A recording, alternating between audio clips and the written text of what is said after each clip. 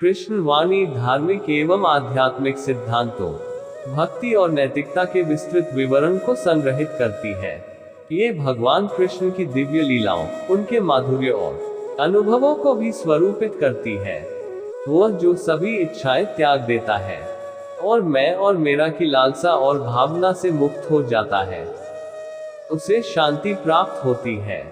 मेरे लिए ना कोई घृणित है ना प्रिय, किंतु जो व्यक्ति भक्ति के साथ मेरी पूजा करते हैं, वो मेरे साथ है और मैं भी उनके साथ हूँ। जो इस लोक में अपने काम की सफलता की कामना रखते हैं, वे देवताओं का पूजन करें। बुरे कर्म करने वाले, सबसे नीच व्यक्ति जो राक्षसी प्रवृत्तियों से जुड़े हुए हैं और जिनकी बुद्धि माया ने हर ली है, वो मेरी पूजा या मुझे पाने का प्रयास नहीं करते। स्वर्ग प्राप्त करने और वहां कई वर्षों तक वास करने के पश्चात एक असफल योगी का पुनः एक पवित्र और समृद्ध कुटुंब में जन्म होता है। केवल मन ही किसी का मित्र और शत्रु होता है। मैं सभी प्राणियों के हृदय में विद्यमान हूँ। ऐसा कुछ भी नहीं, चेतन या अचेतन, जो मेरे बिना अस्तित्व में रह सकता हो। वह जो मृत्यु के समय मुझे स्मरण करते हुए अपना शरीर त्यागता है, वह मेरे धाम को प्राप्त होता है। इसमें कोई संशय नहीं है। वह जो इस ज्ञान में विश्वास नहीं रखते, मुझे प्राप्त किए बिना जन्म और मृत्यु के चक्र का अनुगमन करते हैं। जो दान बिना सत्कार के कुपात्र को दिया जाता है, वह तमस दान कहलाता है।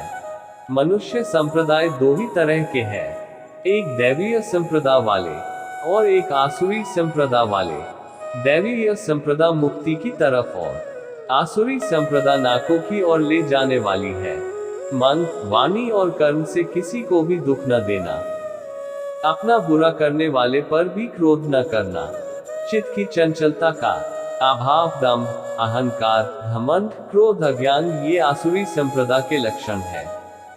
भय का अभाव, अनंतःकरण की निर्मलता, तत्ज्ञान के लिए ध्यान योग में स्थिति, दान, गुरुजन की पूजा, पठन पाठन, अपने धर्म के पालन के लिए कष्ट सहना, ये दैवीय संप्रदाय के लक्षण है।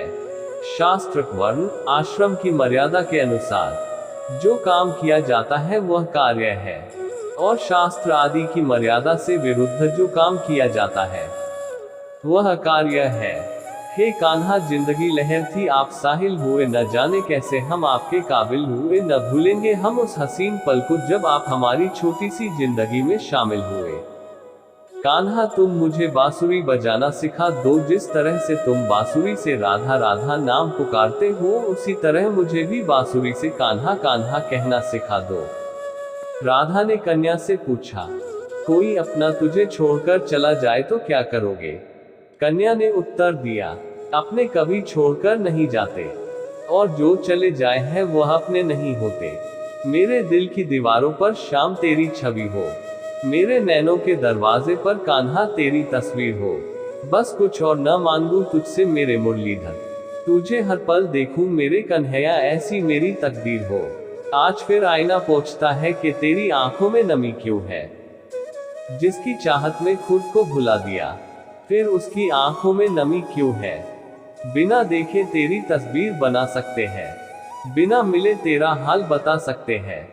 हमारे प्यार में इतना दम है, तेरे आंसू अपने आंखों में गिरा सकते हैं।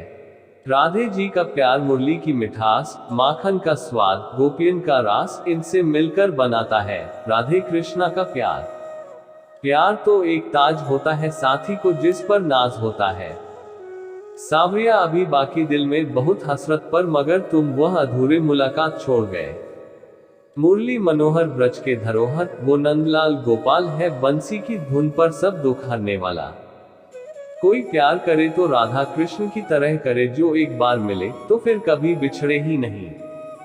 तेरे बिना एक सजा है ये जिंदगी मेरे कान्हा, किस्मत वाला बस वो है जो दीवाना है तेरा कान्हा। पूरी दुनिया मोह माया में खोई हुई है, मेरे कान्हा बस मैं ही हूँ जिसे तेरी माया जकड़ न पाए। चारों तरफ फैल रही है इनके प्यार की खुशबू थोड़ी थोड़ी, कितनी प्यारी लग रही है सांवरे गोरी की यह जोड़ी। कान्हा तेरे सांवले रंग से जलने लगे हैं लोग, तेरे जैसा कोई ढूंढ नहीं पाए हैं लोग, इसलिए तुझे तेरे रंग का उलाहना देने लगे हैं लोग। जब भोर हुई तो मैंने कान्हा का नाम लिया, सुबह की पहली किरण ने फिर मुझे उसका पैगाम दिया, सारा दिन बस कन्हैया को याद किया, जब रात हुई तो फिर मैंने उससे ओढ़ लिया। राधा ने किसी और की तरफ देखा ही नहीं, जब से वो कृष्ण के प्यार में खो गई, कान्हा के प्यार में पढ़कर वो खुद प्यार की परिभाषा हो गई। राधा कृष्ण का मिलन तो बस एक बहाना था, दुनिया को प्यार का सही मतलब जो समझाना था। जब कृष्ण ने बंसी बजाई तो राधा मोहित होने लगी, जिसे कभी न देखा था उसने, उससे मिलने को व्याकुल होने लगी। प्यार दो आत्माओं का मिलन होता है, ठीक वैसे ही जैसे प्यार में कृष्ण का नाम राधा और राधा का नाम कृष्ण होता है। प्रेम करना ही है तो मेरे कान्हा से करो, जिसकी विरह में रोने से भी तेरा उद्धार हो जाएगा। हे मन, तू अब कोई तप कर ले, एक पल में 100 बार कृष्ण नाम का जप कर ले। जमाने का रंग फिर उस पर नहीं चढ़ता, जिस पर कृष्ण प्रेम का रंग चढ़ जाता है वो सभी को भूल जाता है, जो सांवरे का हो जाता है। कृष्ण की आंखों में राधा ही राधा नजर आती है, मानो कृष्ण की आंखें राधा की थाती है। अगर तुमने राधा के कृष्ण के प्रति समर्पण को जान लिया तो तुमने प्यार को सच्चे अर्थों में जान लिया।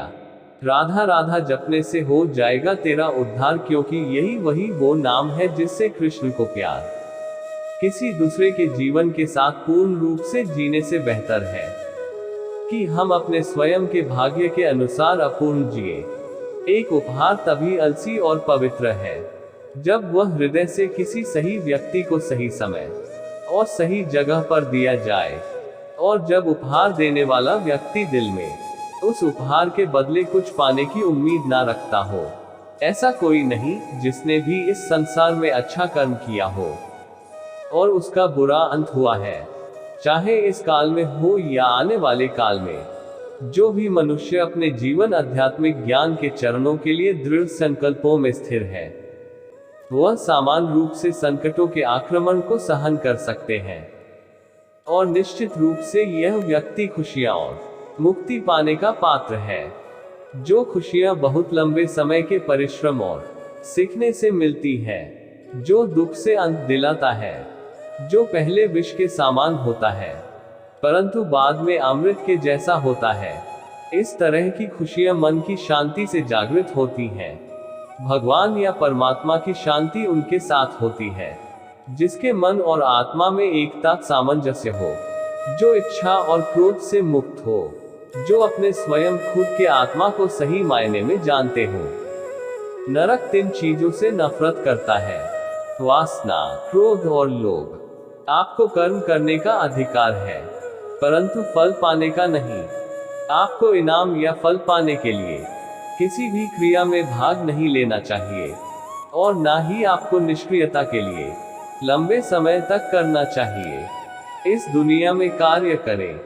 अर्जुन, एक ऐसे आदमी जिन्होंने अपने आप को स्वयं सफल बनाया, बिना किसी स्वार्थ के, और चाहे सफलता हो या हार हमेशा एक जैसे सन्निहित आत्मा के अनंत का अस्तित्व है, अविनाशी और अनंत है। केवल भौतिक शरीर तथ्यात्मक रूप से खराब है, इसलिए हे अर्जुन लड़ते रहो। बुद्धिमान व्यक्ति ना ही जीवित लोगों के लिए शोक मनाते हैं, ना ही मृत व्यक्ति के लिए। ऐसा कोई समय नहीं था जब तुम और मैं और सभी राजा यहाँ एकत्रित हुए हो, पर ना ही अस्तित्व में था, और ना ही ऐसा कोई समय होगा जब हम अस्तित्व को समाप्त कर देंगे। अपने कर्म पर अपना दिल लगाएं, न कि उसके फल पर। सभी काम ध्यान से करो, करुणा द्वारा निर्देशित किए हुए।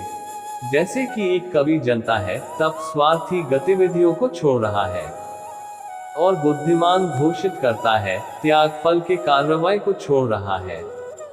अपने कर्तव्य का पालन करना जो कि प्रकृति द्वारा निर्धारित किया हुआ हो, वह कोई पाप नहीं है। गर्मी और सर्दी, खुशी और दर्द की भावनाएं उनकी वस्तुओं के साथ होश से संपर्क के कारण होता है। वे आते हैं और चले जाते हैं, लंबे समय तक बरकरार नहीं रहते हैं। आपको उन्हें स्वीकार करना चाहिए। मैं आत्मा हूँ, जो सभी प्राणियों के हृदय दिल से बंधा हुआ हूँ। मैं साथ ही शुरुआत हूँ, मध्य हूँ और समाप्त भी हूँ सभी प्राणियों का। सभी वेदों में से मैं साम वेद हूँ। सभी देवों में से मैं इंद्र हूँ। सभी समझ और भावनाओं में से मैं मन हूँ। सभी जीवित प्राणियों में मैं चेतना हूँ। हम जो देखते निहारते हैं वो हम हैं, और हम जो हैं हम उसी वस्तु को निहारते हैं। इसलिए जीवन में हमेशा अच्छी और सकारात्मक चीजों को देखें और सोचें। ये तो स्वभाव है जो कि आंदोलन का कारण बनता है। वह मैं हूँ, जो सभी प्राणियों के दिल हृदय में उनके नियंत्रण के रूप में बैठा हूँ। और वह मैं हूँ, स्मृति का स्रोत, ज्ञान और युक्तिवाद संबंधी। दोबारा, मैं ही अकेला वेदों को जानने का रास्ता हूँ। मैं ही हूँ जो वेदों का मूल रूप हूँ और वेदों का ज्ञाता हूँ। बुद्धिमान अपनी चेतना को एकजुट करना चाहिए और फल के लिए इच्छा लगाव छोड़ देना चाहिए। आपका अपने ड्यूटी पर नियंत्रण है, परंतु किसी परिणाम पर दावा करने का नियंत्रण नहीं। असफलता के डर से, किसी कार्य के फल से भावनात्मक रूप से जुड़े रहना सफलता के लिए सबसे बड़ी बाधा है, क्योंकि यह लगातार कार्यकुशलता को परेशान करके धैर्य को लूटता है। इंद्रियों की दुनिया में कल्पना सुखों की एक शुरुआत है और अंत भी जो दुख को जन्म देता है। हे अर्जुन, मेरे प्रिय अर्जुन, केवल अविभाजित भक्ति सेवा को मैं समझता हूँ। मैं आपसे पहले खड़ा हूँ और इस प्रकार सीधे देख सकता हूँ। केवल इस तरह से ही आप मेरे मन के रहस्यों तक पहुँच सकते हो। हजारों लोगों में से कोई एक ही पूर्ण रूप से कोशिश प्रयास कर सकता है, और वो जो पूर्णता पाने में सफल हो जाता है, मुश्किल से ही उनमें से कोई एक सच्चे मन से मुझे जानता है। स्वार्थ से भरा हुआ कार्य इस दुनिया को कैद में रख देगा। अपने जीवन से स्वार्थ को दूर रखें। बिना किसी व्यक्तिगत लाभ के एक योगी तपस्वी से बड़ा है, एक अनुभववादी और एक कार्य के फल की चिंता करने वाले व्यक्ति से भी अधिक। इसलिए हे अर्जुन, सभी परिस्थितियों में योगी बनो। भले ही सबसे बड़ा पापी दिल से मेरी पूजा तपस्या करे, वह अपने सही इच्छा की वजह से सही होता है। वह जल्द ही शुद्ध हो जाते हैं और चिरस्थायी अनंत शांति प्राप्त करते हैं। इन शब्दों में मेरी प्रतिज्ञा है, जो मुझे प्रेम प्यार करते हैं वह कभी नष्ट नहीं होते। मैं समय हूँ, सबका नाशक। मैं आया हूँ दुनिया को उपभोग करने के लिए। एक जीवित इकाई रहने वाले मनुष्यों के संकट का कारण होता है भगवान परमेश्वर के साथ अपने रिश्ते को भुला देना, क्योंकि भौतिकवादी श्री कृष्ण के आध्यात्मिक बातों को समझ नहीं सकते हैं। उन्हें ये सलाह दी जाती है कि वे शारीरिक बातों पर अपना ध्यान केंद्रित करें और देखने की कोशिश करें कि कैसे श्री कृष्ण अपने शारीरिक अभ्यावेदन से प्रकट होते हैं। वासना, क्रोध और लालच नरक के 3 दरवाजे हैं। क्रोध से पूरा भ्रम पैदा होता है और भ्रम से चेतना में घबराहट। अगर चेतना ही घबराया हुआ है तो बुद्धि तो घटेगी ही, और जब बुद्धि में कमी आएगी तो एक के बाद एक गहरे खाई में जीवन डूबती नजर आएगी। मनुष्य के लिए मन बंधन का कारण है और मन मुक्ति का कारण भी है। मन वस्तुओं की भावना में लीन रहे तो बंधन का कारण है, और अगर मन वस्तुओं की भावना से अलग रहे तो वह मुक्ति का कारण है। ऐसा कोई समय नहीं था जब मेरा अस्तित्व ना हो, ना तुम, ना ही इनमें से कोई राजा, और ऐसा ना ही कोई भविष्य है जहां हमें कोई रोक सके। वह जो अपने भीतर अपने स्वयं से खुश रहता है, जिसके मनुष्य जीवन एक आत्मज्ञान है, और जो अपने खुद से संतुष्ट है, पूरी तरीके से तृप्त है, उसके लिए जीवन में कोई कर्म नहीं है। अपनी इच्छा शक्ति के माध्यम से अपने आप को नई आकृति प्रदान करें। कभी भी स्वयं को अपन आत्म इच्छा से अपमानित न करें। इच्छा एकमात्र दोस्त होता है स्वयं का, और इच्छा ही एकमात्र शत्रु है स्वयं का। देवत्व का परम व्यक्तित्व कहता है, ये सिर्फ वासना ही है।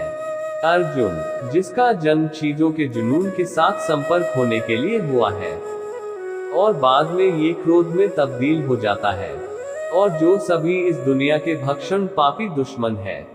हमारी गलती अंतिम वास्तविकता के लिए ये ले जा रहा है। जैसे सपने देखने वाला ये सोचता है कि उसके सपने के अलावा और कुछ भी सत्य नहीं है। हम कभी वास्तव में दुनिया की मुठभेड़ में घुसते, हम बस अनुभव करते हैं अपने तंत्रिता तंत्र को। जन्म के समय में आप क्या लाए थे जो अब खो दिया है?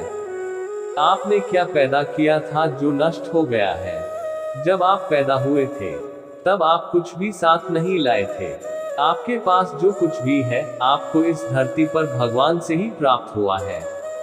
आप इस धरती पर जो भी दोगे तुम भगवान को ही दोगे। हर कोई खाली हाथ इस दुनिया में आया था और खाली हाथ ही उसी रास्ते पर चलना होगा। सब कुछ केवल भगवान के अंतर्गत आता है। मेरे लिए न कोई ग्रहणीत है न प्रिय, किंतु जो व्यक्ति भक्ति के साथ मेरी पूजा करते हैं वो मेरे साथ है और मैं भी उनके साथ हूँ। वह जो सभी इच्छाएं त्याग देता है और मैं और मेरे की लालसा और भावना से मुक्त हो जाता है, उसे शांति प्राप्त होती है।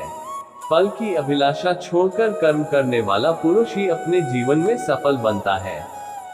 दोस्तों, इस वीडियो में बस इतना ही। मिलते हैं अगले वीडियो में। Please like and subscribe.